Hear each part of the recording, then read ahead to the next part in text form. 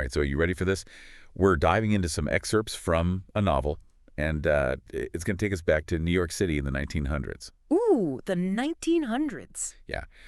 We're following this young woman. She works in a magazine, and she gets caught up in this, like, super high society scene, Yeah. you know, like attending this really fancy ladies' day event. Okay, sounds glamorous. It starts out that way. Yeah. Yeah. Like, think glamorous luncheons and movie premieres. Right. Then things take a turn. Oh. Yeah, a turn for the worse. Let's just say food poisoning gets a high society makeover in this one. Oh, wow. So the author's playing with this contrast between elegance and, like, the raw experience of being sick? Exactly. It's like the author is peeling back the layers of that picture-perfect world, right? Yeah. You see our narrator at this event, and she's surrounded by all these women who just seem to, like, float through this opulent setting. Effortlessly. Yeah. But you get this sense that something is brewing beneath the surface. I see, I see. And does the author, like, hint at this impending chaos? Oh, yeah. And they do it with such vivid descriptions, especially of the food. Oh, the food. Yeah, there's this one detail that really stuck with me. It's this avocado pear stuffed with crab meat and mayonnaise. Interesting. Just a fancy appetizer or something more, you think? Well, that's what makes you wonder, right? Like, is the author planting a seed here? Yeah. Making us question this seemingly innocent detail. Makes sense. So the day goes on, and the narrator ends up going to a movie premiere with this group of women. Okay. What kind of movie? It's a Technicolor romance, which I thought was interesting because it kind of highlights the contrast with what our narrator's going through. On screen, it's all this perfect romance. Right. But in reality, things are getting pretty messy for our narrator. Exactly. It's like the author is deliberately emphasizing that artificiality. And, things really escalate from there. The narrator's illness basically becomes the main event at this point, and the author doesn't hold back on the details. Oh, wow. So we're talking, like, graphic descriptions of being sick. Yeah, think cab rides, hotel bathrooms. It gets really real. I can only imagine. But even in those moments of discomfort, there's this human connection that emerges, right? Oh, absolutely.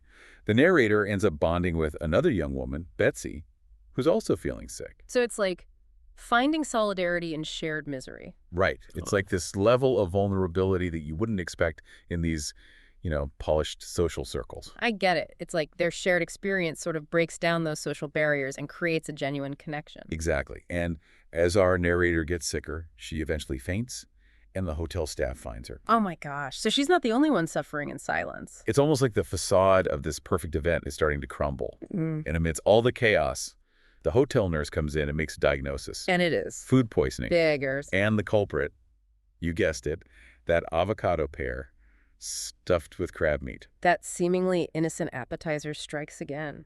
I know, right? So now we got to ask, is this just bad luck? Or is there something more going on here? Remember, this is literature.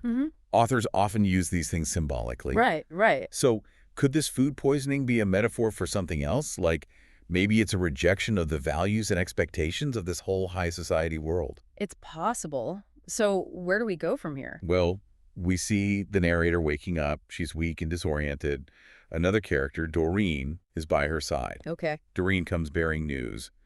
The Ladies' Day organizers, they've figured out what caused the outbreak. Oh, really? Yeah. And they're sending gifts to all the women who got sick. Gifts on top of, a night of revisiting their dinner. Right. But get this, the gifts are a bit unexpected. Oh, what did they get? Each woman receives a copy of the 30 best short stories of the year. Seriously?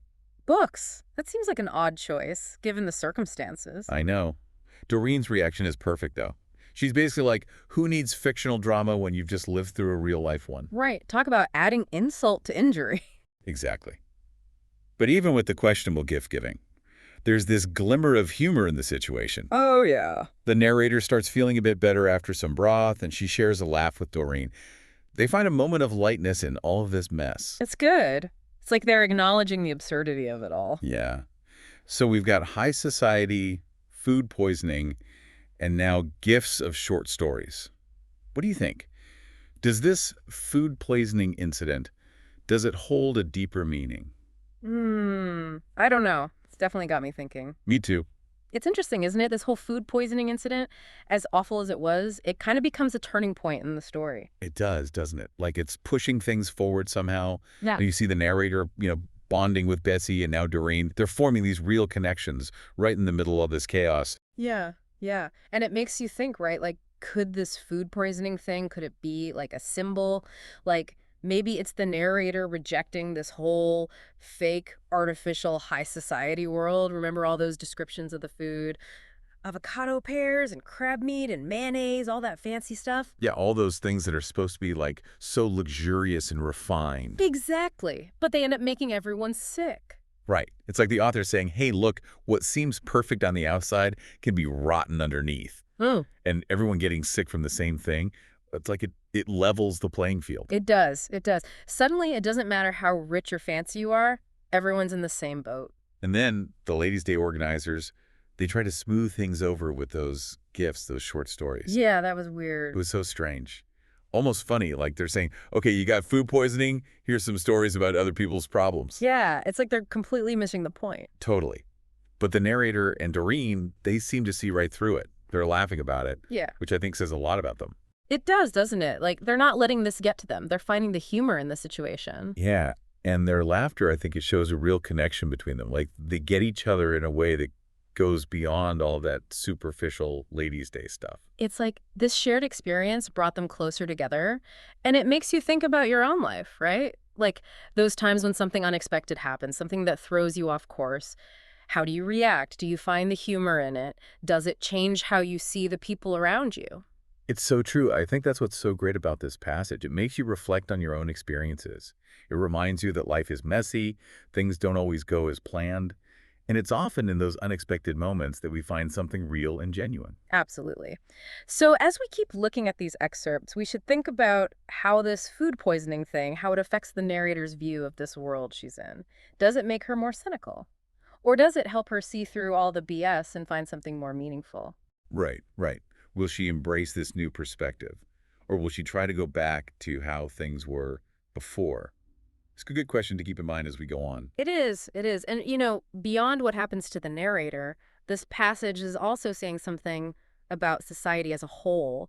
It's making us question those ideas of perfection that we're all supposed to strive for. And it's showing us that there's beauty in those shared human experiences, even the messy ones. I love that. We've talked about symbolism and metaphors, but we can't forget how good the author is at using sensory details, like the way they describe the food, the way the narrator feels when she's sick. It really pulls you into the story. Oh, totally. It's those details that help us connect with the narrator.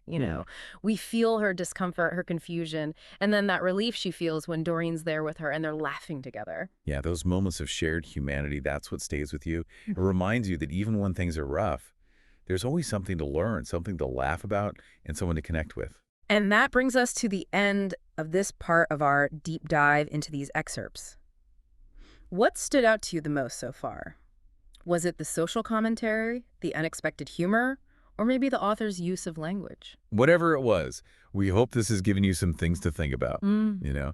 Maybe it encourages you to look for those deeper meanings and those unexpected connections in your own life. Mm. It's amazing when you think about it, how something like food poisoning can be so, I don't know, so meaningful in a story. Yeah.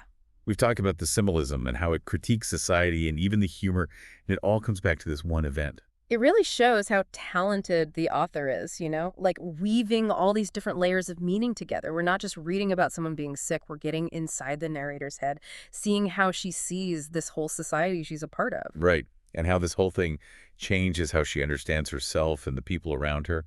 Remember at the beginning how she saw those women at the Ladies' Day event? Yeah. They all seemed so elegant and sophisticated, like they had it all figured out. They did. They Yeah. did. But then this food poisoning happens, and it kind of pulls back the curtain, Yeah. shows that they're all vulnerable just like everyone else. Exactly. Even in those super fancy social circles, life can throw you a curveball. And in those moments, when everyone's kind of stripped bare, that's when you see real connections happening, like with Betsy and Doreen. It makes you wonder how this whole experience will change the narrator. Will she be more cynical about this world? Or will she see things more clearly, appreciate the real connections she's made? That's what I love about literature. It makes you ask these questions. It makes you think beyond just what's happening on the page. What do you think this will mean for the narrator going forward? It's a good question, right? Will she hold on to this new perspective? Or try to fit back into that mold that society keeps pushing on her? And thinking bigger than just the narrator, this passage is saying something about what society expects from us, you know? Like, it challenges those ideas about being perfect and shows that there's something beautiful about just being human, even when it's messy. It's so true.